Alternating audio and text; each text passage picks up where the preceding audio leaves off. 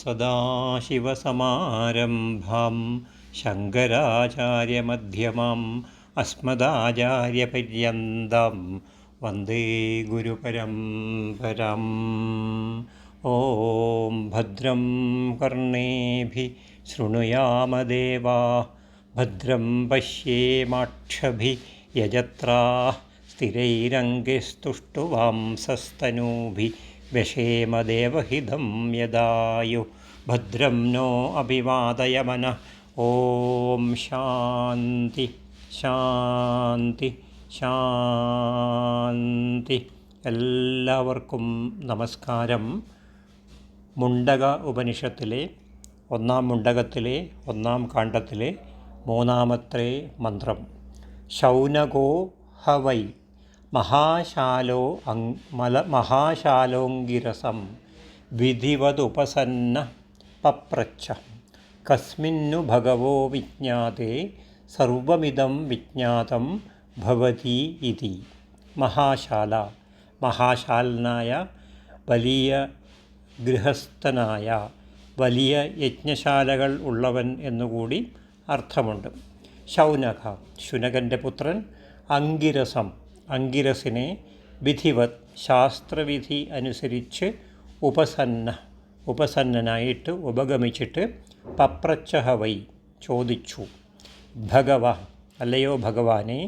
കസ്മിൻ, ഏതൊരു വസ്തു, യാതൊരു വസ്തു. വിജ്ഞാതേ, വിജ്ഞാതമായാൽ, അറിയപ്പെട്ടാൽ, ഏതൊരു വസ്തുവിനെ അറിഞ്ഞാൽ, യാതൊരു വസ്തു അറിയപ്പെട്ടാൽ. ഇതം സർവം, ഇതെല്ലാം, അറിയാനുള്ളതെല്ലാം. വിജ്ഞാതം, അറിഞ്ഞതായി. ഭവതി, തീരും.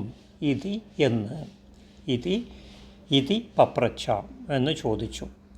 മഹാഗൃഹസ്ഥനായ, ധാരാളം യാഗശാലകളുള്ള ശൗനകൻ ഭരദ്വാജൻ്റെ ശിഷ്യനായ ഗോത്രത്തിൽപ്പെട്ട അങ്കിരസ് എന്ന ആചാര്യനെ സമിൽപാണി എന്ന ശാസ്ത്രവിധി അനുസരിച്ച് ഉപഗമിച്ചിട്ട് ചോദിച്ചു.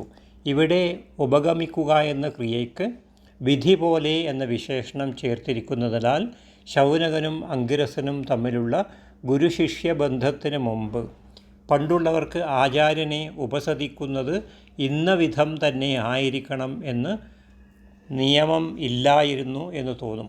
ഇതാണ് മര്യാദ എന്ന് കാണിപ്പാനോ മധ്യദീപിക ന്യായേന മുമ്പുള്ളവർ വിധിപ്രകാരം ഉപസദിച്ചിട്ടുണ്ടെന്നും ഇനിയുള്ളവരും അങ്ങനെ ചെയ്യേണ്ടതാണെന്ന് നമ്മെ ധരിപ്പിക്കാൻ കൂടിയാണോ എന്നാണ് ഈ വിശേഷണം എന്ന് തോന്നും.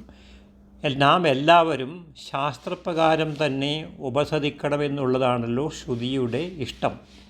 ശൗനകൻ ചോദിച്ചത് എന്തെന്നാൽ, അല്ലയോ ഭഗവാനെ, ഏതിനെ കുറിച്ചറിഞ്ഞാലാണ് അറിയേണ്ടതെല്ലാം അറിഞ്ഞതായി തീരുന്നത്? ഒന്നിനെ അറിഞ്ഞാൽ സർവജ്ഞനായി തീരുമെന്ന് ശിഷ്ടന്മാർ പറഞ്ഞു കേട്ടിട്ടുള്ള ശൗനകൻ ആ ഒന്ന് ഏതാണെന്ന് അറിയുവാൻ ആഗ്രഹിച്ചുകൊണ്ട് കസ്മിൻ ഇത്യാദി വിതർക്കത്തോടുകൂടി ചോദിച്ചതാണ് എന്ന് വരും. അല്ലെങ്കിൽ ലോകസാമാന്യ ദൃഷ്ട്യാ അറിഞ്ഞുകൊണ്ട് തന്നെയാണ് ശൗനകൻ ചോദിച്ചത് എന്ന് വെച്ചാൽ, ലോകത്തിൽ സ്വർണം മുതലായവയുടെ പല വിധത്തിലുള്ള പല ശകലങ്ങളെ അവയെല്ലാമുള്ള സുവർണത്വം മുതലായത് ഒന്നു തന്നെ എന്നറിയുന്നത് കൊണ്ട് സുവർണം മുതലായതെന്ന് ലൗകികന്മാർ അറിയുന്നുണ്ട്.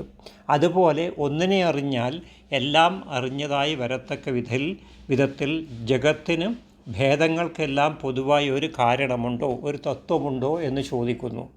ഇവിടെ ഒരു സംശയത്തിന് വകയുണ്ട്. ഒരു വസ്തുവിനെപ്പറ്റി അറിഞ്ഞിട്ടില്ലാതിരിക്കുമ്പോൾ അങ്ങനെ ഒരു വസ്തു ഉണ്ടോ എന്നാണ് ചോദിക്കേണ്ടത്, അല്ലാതെ ഏതിനെ അറിഞ്ഞാൽ എന്നല്ല. അപ്പോൾ ഉണ്ടെന്ന് അറിഞ്ഞതിൻ്റെ ശേഷമേ ഏതിനെ അറിഞ്ഞാൽ എന്നുള്ള ചോദ്യം ശരിയാവുകയുള്ളൂ എന്ന് തോന്നും.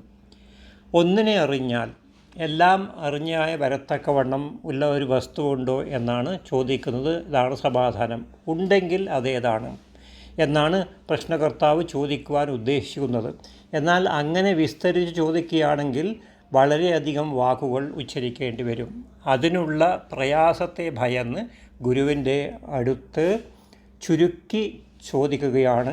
ഏതൊന്നിനെ പറ്റി അറിഞ്ഞാലാണ് സർവ്വവിത്തായിത്തീരുന്നത്, എല്ലാം അറിയുന്നത് എന്ന് ചോദിക്കുന്നു. അപ്പോൾ ഏതെങ്കിലും അങ്ങനെയുള്ള ഒരു കാര്യം ഉണ്ടെങ്കിൽ അതിനെക്കുറിച്ച് അറിഞ്ഞു കഴിഞ്ഞാൽ നമുക്കെല്ലാം അറിയും എന്നുണ്ടെങ്കിൽ അതിനെക്കുറിച്ച് പറഞ്ഞു തരണം എന്നുള്ള കാര്യമാണ് ഇവിടെ പറയുന്നത്.